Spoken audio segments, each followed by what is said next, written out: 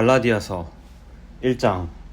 사람들이 뽑은 것도 아니요 사람들이 보낸 것도 아니요 예수 그리스도와 그분을 죽은 사람 가운데서 살리신 하나님 아버지께서 사도로 삼으셔서 사도가 된 나 바울이 나와 함께 있는 모든 형제들과 함께 갈라디아에 있는 여러 교회에 이 편지를 씁니다.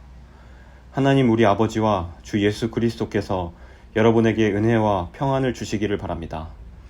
예수님께서는 하나님 우리 아버지의 뜻을 따라 이 악한 세상에서 우리를 건지시고 우리 죄를 씻기 위해 자기 몸을 바치셨습니다. 하나님께 영원토록 영광이 있기를 빕니다. 아멘. 하나님께서 그리스도의 은혜로 여러분을 부르셨는데 여러분이 이렇게 빨리 다른 복음을 믿는다고 하니 놀라지 않을 수 없습니다. 실제로 다른 복음은 없습니다. 그러나 어떤 사람들이 여러분을 혼란스럽게 하여 그리스도의 복음을 바꾸려고 하고 있습니다. 우리는 여러분에게 복음을 전했습니다. 그러므로 우리든지 하늘에서 온 천사든지 우리가 전한 복음이 아닌 다른 것을 전한다면 그는 저주를 받아 마땅합니다. 내가 전에도 말했지만 이제 다시 말합니다. 여러분이 이미 받은 복음 외에 다른 것을 전하는 사람이 있다면 그는 저주를 받아야 합니다. 내가 사람의 마음에 들게 하려는 것처럼 보입니까? 그렇지 않습니다. 나는 오직 하나님의 마음을 기쁘시게 하려는 것뿐입니다. 내가 사람을 기쁘게 하려고 한다면 나는 그리스도의 종이라고 할 수 없습니다. 형제들이여, 내가 여러분에게 전한 복음은 사람들에게서 나온 것이 아니라는 것을 알기 바랍니다. 그것은 내가 사람에게서 얻은 것도 아니고 사람에게서 배운 것도 아닙니다. 그것은 예수 그리스도께서 내게 보여주신 것입니다. 여러분은 내가 어떻게 살아왔는가를 들었을 것입니다. 나는 유대교에 속한 사람이었습니다. 나는 하나님의 교회를 몹시 박해했을 뿐만 아니라 아예 없애버리려고까지 계획했습니다. 나는 나와 나이가 비슷한 다른 유대인들보다 더 열심히 유대교를 믿었습니다. 또한 그 누구보다도 조상들의 전통을 지키는 데 열심이었습니다. 그러나 내가 태어나기 전부터 하나님께서는 나를 따로 세우셔서 은혜로 나를 부르셨습니다. 그래서 나에게 하나님의 아들에 관한 복음을 이방인에게 전하게 하시려고 하나님께서 그 아들을 내게 보이셨습니다. 하나님께서 나를 부르셨을 때 나는 어떤 혈육을 통해서도 가르침이나 도움을 받지 않았습니다. 나보다 먼저 사도가 된 사람들을 만나기 위해 예루살렘으로 올라가지도 않았습니다. 오히려 나는 곧바로 아라비아로 갔다가 다마스커스로 되돌아왔습니다. 3년 뒤에 나는 베드로를 만나려고 예루살렘으로 가서 그와 보름 동안을 함께 지냈습니다. 그리고 주님의 동생 야고보 외에는 그 어떤 다른 사도도 만나지 않았습니다. 내 말이 거짓이 아니라는 것은 하나님께서 아십니다. 그 후에 나는 시리아와 길리기아 지방으로 갔습니다. 유대에 있는 그리스도의 교회들은 나를 한 번도 만나지 못했습니다.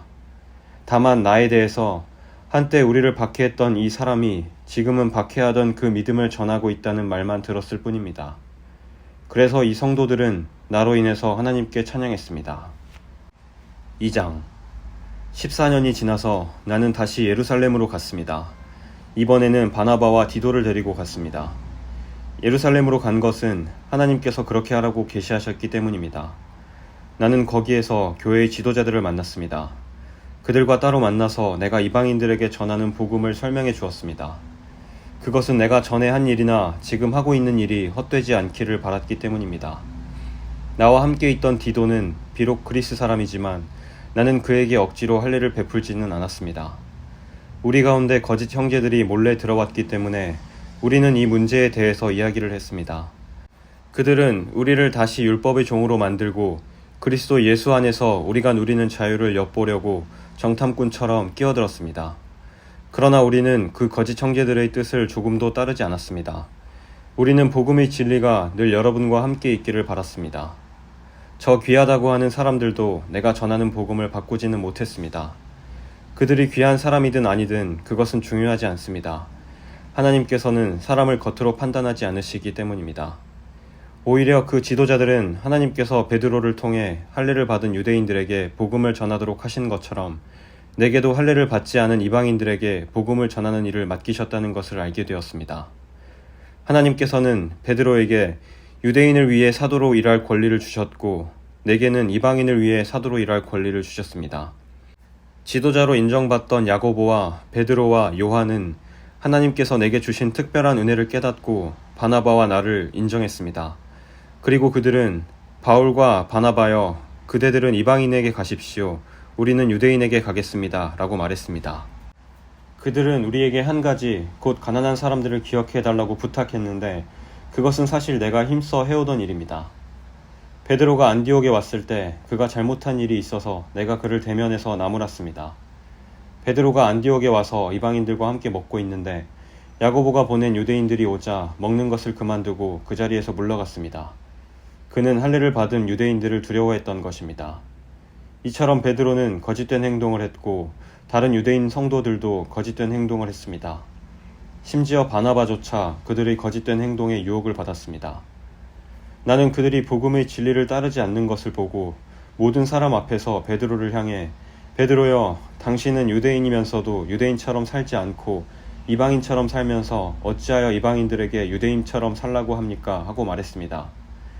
우리는 이방인, 곧 죄인이 아니라 유대인으로 태어났습니다. 하지만 우리는 율법을 따른다고 해서 의롭다함을 받는 것이 아니라 예수 그리스도를 믿음으로 의롭다함을 얻는 것을 압니다. 그래서 우리는 의롭다함을 얻으려고 그리스도 예수를 믿었습니다. 우리가 의롭다함을 얻는 것은 그리스도를 믿었기 때문이지 율법을 지켰기 때문이 아닙니다. 율법으로는 어느 누구도 의롭다함을 얻을 수 없습니다. 우리 유대인은 의롭다함을 얻으려고 그리스도께 나아왔습니다.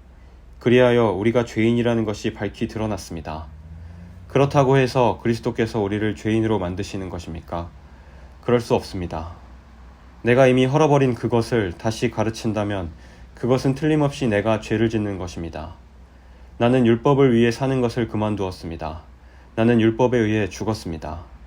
내가 율법을 향해 죽은 것은 하나님을 향해 살기 위한 것입니다. 나는 그리스도와 함께 십자가에서 죽었습니다. 이제는 내가 사는 것이 아니라 내 안에 계신 그리스도께서 사시는 것입니다. 내가 지금 내 몸 안에 사는 것은 나를 사랑하셔서 나를 구하시려고 자기 몸을 바치신 하나님의 아들을 믿는 믿음으로 사는 것입니다. 나는 하나님의 은혜를 헛되게 하지 않았습니다. 율법으로 의롭다함을 얻을 수 있다면 그리스도께서도 죽지 않으셨을 것입니다. 3장. 갈라디아 여러분들은 예수 그리스도께서 십자가에서 죽으셨다는 사실을 분명히 알면서도 남에게 속았으니 어리석기 이를 데 없습니다. 이 한 가지만 대답해 보십시오. 여러분은 어떻게 성령을 받았습니까? 율법을 지켜서 받았습니까? 아닙니다. 복음을 듣고 믿었기 때문에 받은 것입니다. 성령 안에서 살기 시작하다가 이제 와서 다시 자기 힘으로 살려고 하다니 여러분은 참으로 어리석습니다. 그렇게 많은 고난을 경험했는데도 그 모든 것이 다 헛일이었습니까? 그렇지 않기를 바랍니다. 여러분이 율법을 지켰기 때문에 하나님께서 성령을 주셨습니까? 아닙니다. 여러분이 율법을 지켰기 때문에 하나님께서 여러분 가운데서 기적을 일으키셨습니까? 아닙니다. 하나님께서 성령을 주시고 기적을 일으키신 것은 여러분이 복음을 듣고 믿었기 때문입니다. 성경에도 아브라함에 대해서 같은 말씀이 있습니다. 아브라함이 하나님을 믿으니 하나님께서 아브라함의 믿음을 받으시고 그를 의롭다고 여기셨다. 그러므로 여러분은 믿음으로 사는 사람이 참 아브라함의 자녀라는 것을 알아야 합니다. 또 성경은 장차 일어날 일, 곧 하나님께서 이방인을 믿음으로 의롭게 하여 줄 것을 미리 일러주었습니다. 이 복음을 먼저 아브라함에게 전했는데 그것은 모든 민족이 너로 말미암아 복을 받을 것이다 라는 성경 말씀과 같은 것입니다. 아브라함이 이를 믿으니 그 믿음 때문에 복을 받았습니다. 누구든지 믿는 사람은 아브라함처럼 복을 받습니다. 그러나 율법을 의지하는 사람은 다 저주를 받습니다. 성경에도 이렇게 적혀 있습니다. 율법책에 적혀 있는 것을 다 지키지 않는 사람은 저주를 받는다. 율법을 통해서는 하나님으로부터 의롭다함을 얻지 못한다는 것이 분명합니다. 성경에 이렇게 적혀 있습니다. 의인은 믿음으로 말미암아 살 것이다. 율법은 믿음에서 생겨난 것이 아닙니다. 율법을 지키는 사람은 율법으로 인해 살 것이다 라는 말씀도 있습니다. 그리스도께서는 율법이 우리에게 씌운 저주를 거두어 가셨습니다. 그리스도께서 우리를 대신해서 저주를 받으셨습니다. 성경에도 이렇게 적혀 있습니다. 나무에 달린 사람은 다 저주를 받은 것이다. 그리스도께서 그렇게 하신 것은 하나님께서 아브라함에게 약속하신 복이 이방인들에게도 미치게 하기 위함입니다. 이 복은 예수 그리스도를 통해 옵니다. 예수님은 우리로 하여금 하나님께서 약속하신 성령을 믿음으로 받게 하기 위해 죽으셨습니다. 형제들이여, 예를 들어 말하겠습니다. 사람들 사이에서도 약속을 맺으면 아무도 그 약속을 무효로 하거나 어떤 것을 덧붙일 수 없습니다. 하나님은 아브라함과 그 자손에게 약속하셨습니다. 그런데 하나님은 여러 사람을 가리키는 말로 그 자손들이라고 하시지 않고 오직 한 사람을 가리키는 말로 내 자손이라고 말씀하셨습니다. 그 한 사람이 바로 그리스도이십니다. 내 말의 뜻은 이렇습니다. 하나님께서 아브라함과 맺으신 언약을 그보다 430년 뒤에 나온 율법이 없앨 수 없다는 것입니다. 만약 우리가 받을 유업이 율법을 통해서 온다면 그것은 약속에서 나온 것이 아닙니다. 하지만 하나님께서는 약속하신 것에 따라 아브라함에게 복을 베풀어 주셨습니다.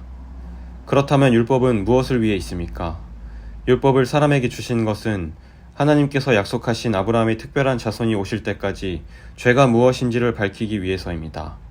율법은 하나님께서 중보자의 손을 빌어 천사들을 시켜 만든 것입니다. 그러나 중보자는 한편에만 속해 있지 않습니다. 하지만 하나님은 한 분이십니다. 그렇다면 율법은 하나님의 약속과 반대되는 것입니까? 그럴 수 없습니다. 만약 사람에게 생명을 주는 율법이 있었다면 우리는 그 율법을 지킴으로써 의롭다함을 얻었을 것입니다. 성경은 온 세상이 죄에 갇혀 있다는 것을 보여주었습니다. 이는 믿음을 통한 약속을 주시기 위한 것으로 오직 예수 그리스도를 믿는 사람들만 받을 수 있습니다. 이 믿음이 오기 전에는 우리가 율법에 갇혀 있었습니다. 하나님께서 장차올 믿음의 길을 보여주실 때까지 우리에게는 자유가 없었습니다. 그리스도께서 오시기 전까지는 율법이 우리의 선생이었습니다. 그러나 그리스도께서 오신 뒤에는 우리가 믿음으로 인해 의롭다함을 받을 수 있게 되었습니다. 이제 믿음의 길이 나타났으므로 다시는 우리가 율법에 갇혀 있을 수 없습니다. 여러분은 그리스도 예수를 믿는 믿음을 통해 하나님의 자녀가 되었습니다. 여러분은 모두 세례를 받아 그리스도와 연합하였으며 그리스도로 옷을 삼아 입었습니다. 그리스도 안에서는 유대인이나 그리스인이나 종이나 자유인이나 남자나 여자나 차별이 없습니다. 여러분은 그리스도 예수 안에서 모두 하나입니다. 여러분은 그리스도에게 속한 사람입니다. 그러므로 여러분은 아브라함의 자손입니다. 하나님께서 아브라함에게 하신 약속대로 여러분은 하나님께서 주시는 모든 복을 받습니다.